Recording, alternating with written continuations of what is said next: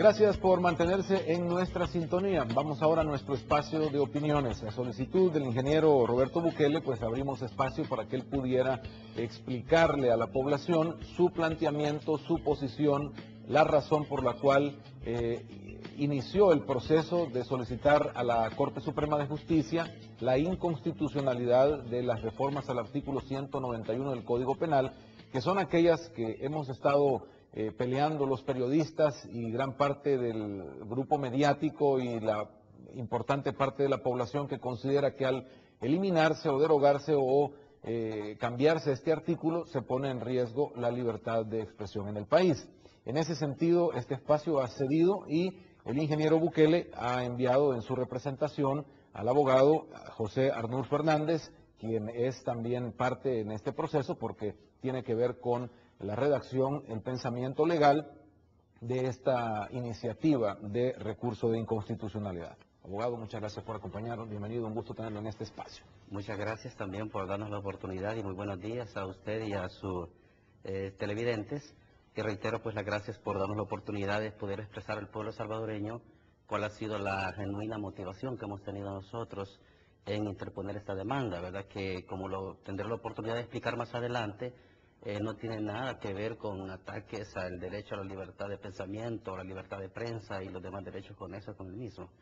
Quiero aclararle a todos, porque para mí es difícil como presidente de la Asociación de Periodistas, porque soy parte en esto y he estado en contra de que se haga cualquier modificación al artículo, pero éticamente voy a tratar de llevar esta plática para permitir precisamente que quede clara la posición que tiene el señor Bukele y ustedes defendiendo esta posición legalmente. Voy a tratar de inmiscuirme lo menos en generar ninguna opinión alrededor, sino que ustedes puedan expresar. Buscando esto, ¿cómo es que llegamos al punto de hacer uso del recurso de inconstitucionalidad contra este artículo? Sucede pues que la oficina que yo represento, que es Servipronto de El Salvador, la sociedad Servipronto, tenía un litigio con una empresa transnacional que se llama McDonald's. Es un caso muy conocido por el pueblo salvadoreño. Resulta que en torno a ese conflicto se dieron algunas publicaciones por algunos medios de comunicación escritos, y específicamente el Diario de Hoy, en el que se virtieron algunas opiniones muy desfavorables a la imagen y a la dignidad del ingeniero Roberto Bukele. Eso dio pie a que se interpusiera una acusación en el Juzgado Quinto de Instrucción de Sentencia de San Salvador.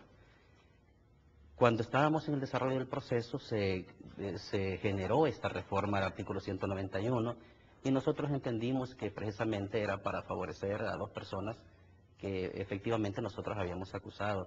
De ahí que juzgamos nosotros que no era genuina esa reforma y que se estaban cambiando en cierta medida las reglas del juego, ¿verdad?, en materia legislativa, en el que los derechos del ingeniero Roberto Bukele se vieron conculcados porque no se dio la oportunidad de que el proceso se desarrollara plenamente.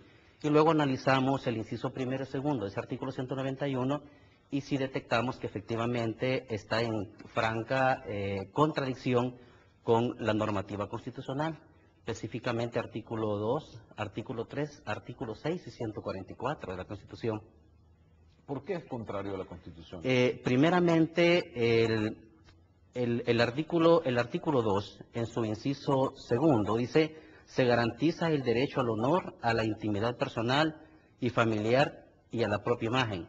Y resulta que el inciso segundo y tercero del 191 exime de todo tipo de responsabilidad a aquella persona que en ejercicio precisamente, dice, del deber de informar, en ejercicio precisamente de actividades, por ejemplo, de la profesión del periodismo, que emita conceptos desfavorables hacia las personas, no será responsable penalmente.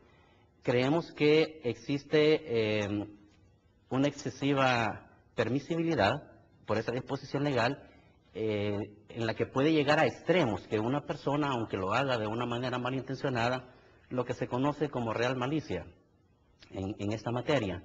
Una persona que actúe de manera dolosa con el fin preciso de afectar el honor, la imagen de una persona, no responda penalmente. Y eso sí lo consideramos grave, porque en una sociedad democrática, en un Estado de Derecho, los derechos que tiene alguien de alguna manera deben de haber alguna regulación. Todos estamos regulados. Está regulado el médico. Si realiza una mala praxis, pues hay responsabilidad. Estamos regulados los abogados, todas las profesiones. O sea, no hay un derecho absoluto, y eso la doctrina es unánime.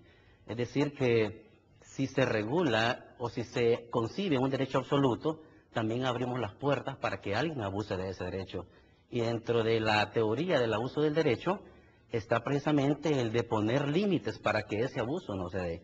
Nosotros sabemos de la enorme importancia que tiene, lo dignificante que es la profesión del periodista y la importancia que tiene sobre todo para un Estado republicano, como es el que nosotros vivimos, que existan personas dedicadas a fiscalizar y a controlar la administración de la cosa pública. Sabemos de la enorme importancia y por lo tanto estamos claros que no estamos atacando ese derecho a la libertad de prensa y la libertad de pensamiento, ni a la libertad de emisión del pensamiento. Ahora, cuando uno lee el articulado, expresamente dice que no es aplicado cuando hay un exceso, cuando alguien precisamente con ese dolo, con esa mala intención, emite una crítica. Está garantizado poder procesar también el incumplimiento o el no respeto o ese excesivo abuso de la libertad de expresión. Entonces, ¿por qué eliminarlo? Si está garantizado, está sobregarantizado el hecho de que la gente pueda expresar la crítica, pero no sobrepasar precisamente el valor constitucional.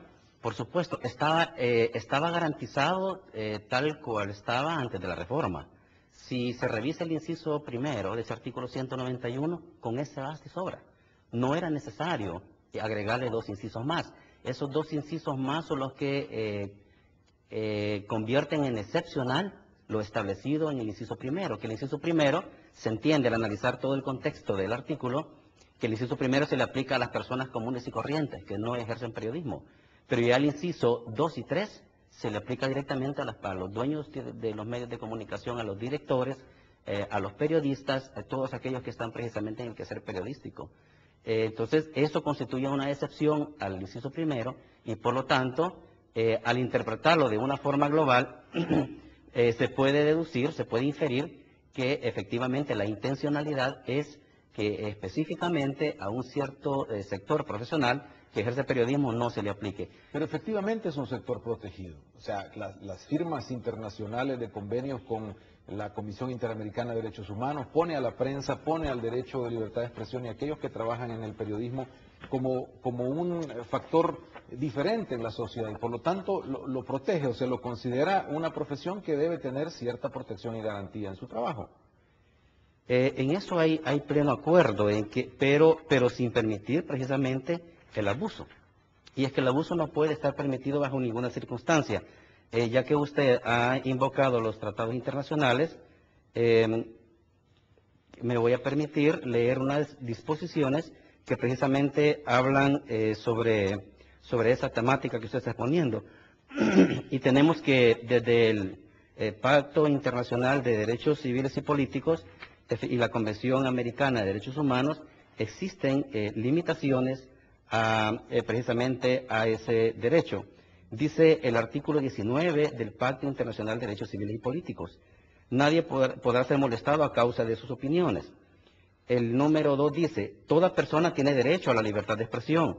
Este derecho comprende la libertad de buscar, recibir y difundir informaciones e ideas de toda índole, sin consideración de fronteras, ya sea oralmente, por escrito, o forma impresa o artística,